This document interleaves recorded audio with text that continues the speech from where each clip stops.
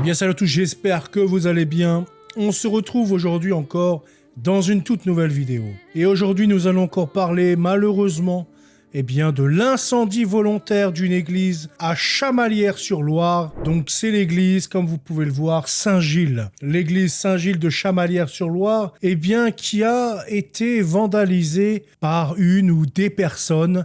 Ces individus sont entrés dedans et ils ont commencé à prendre tous les livres de messe et à allumer un incendie à l'intérieur de cette belle église, de ce bijou du patrimoine. Regardez, vraiment, cette église est magnifique. Un peu dans un style du sud, etc., dans un petit village, un tout petit village. Donc les individus n'ont aucun remords à venir s'attaquer, encore une fois, à nos églises catholiques, à nos bâtiments, à ces bijoux architecturaux. L'idée pour eux, c'était donc d'y mettre le feu. C'était clairement mettre le feu à cette église. Que cette église disparaisse de ce village, disparaisse du patrimoine de la France. Encore une fois, comme je le disais dans la vidéo d'hier, nous sommes dans des temps d'Halloween aussi, également. Quelqu'un m'a fait rappeler en commentaire, c'est vrai que je voulais le stipuler dans la vidéo d'hier, mais nous sommes également donc dans des temps d'Halloween, des temps de l'horreur, etc. Donc ça donne des idées à certains satanistes, ça donne des idées à certains païens, à certaines personnes qui ont en horreur l'église catholique. Donc ils se disent, il y a la Toussaint derrière, il y a la commémoration des fidèles défunts. Des personnes se disent, c'est le moment propice pour venir,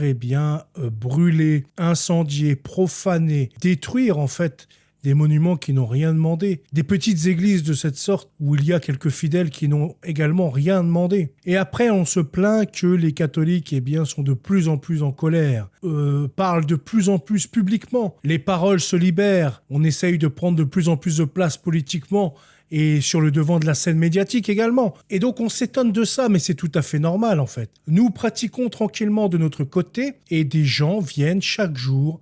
Comme vous avez pu le voir cette semaine, là nous en sommes peut-être à la 3-4e, j'en ai encore une qui va arriver demain. Donc en une semaine, comme je le disais hier également, ça a été un florilège. Il y en a eu de toutes les sortes et dans tous les endroits de France. Donc c'est bien normal que nous catholiques, nous élevons nos voix. Nous demandions à cet État, à cette République, de se bouger les fesses. À ces politiques, d'en parler, d'amener ce sujet sur les plateaux télé afin d'en débattre, afin de trouver des solutions rapides, car petit à petit, l'eau elle bout. Et un jour, l'eau va déborder du vase. Et il vaut mieux éviter ce jour-là. En tout cas, que s'est-il passé en Haute-Loire, à Chamalières-sur-Loire ?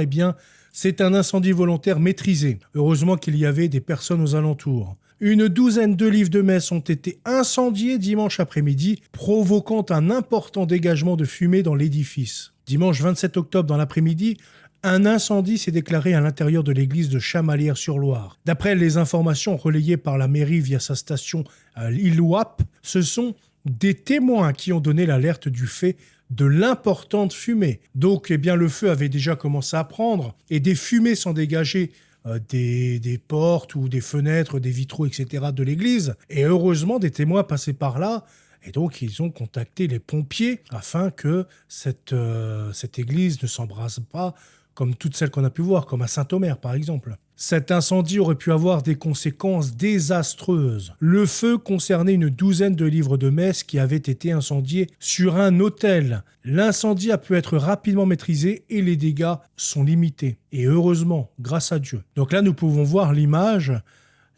Au pied de l'autel, ils ont dispersé plusieurs livres de messe pour faire un petit tas afin de mettre le feu à l'église. Donc vous voyez bien que c'est complètement volontaire. Quand il y a des profanations, des dégradations, comme hier avec les profanations des églises qui ont été vandalisées et dont le tabernacle a été brisé pour voler les hosties, là nous voyons encore une démonstration de la haine anticatholique, de la haine de Dieu. On vient dans des petites églises, on se croit tout permis, on se croit être le plus fort, et on essaie d'y mettre le feu. L'hypothèse d'un incendie volontaire ne fait aucun doute, et bien heureusement qu'il ne fait aucun doute. On voit des livres dispersés pour faire un espèce de brasier. Heureusement que l'incendie volontaire est retenu. Il est inutile de préciser que cet incendie aurait pu avoir des conséquences désastreuses. Les faits sont donc très graves.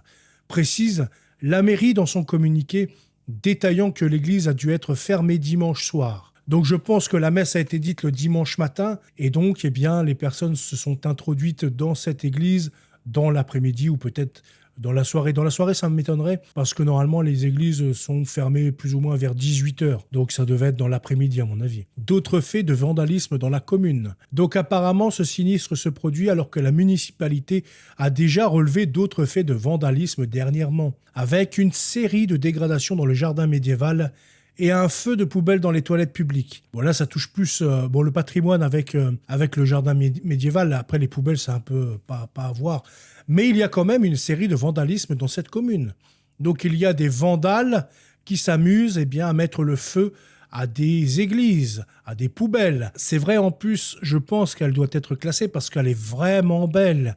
On va essayer de regarder quelques infos au sujet de cette belle église. Alors, Wikipédia, il nous dit... Qu'est-ce qu'il nous dit ? L'édifice est classé au titre des monuments historiques en 1862. L'église priorale Saint-Gilles, édifiée à la fin du XIe ou au début du XIIe siècle, est un exemple représentatif de l'art roman auvergnat. D'inspiration clunisienne, elle se caractérise, outre par sa taille considérable, par sa grâce et sa sobriété. Donc, on a la réponse à notre question. L'édifice est bien classé au titre des monuments historiques depuis 1862. Pareil que l'église d'hier, qui était également classée au patrimoine et qui datait du XIIIe siècle, 1200 et quelques.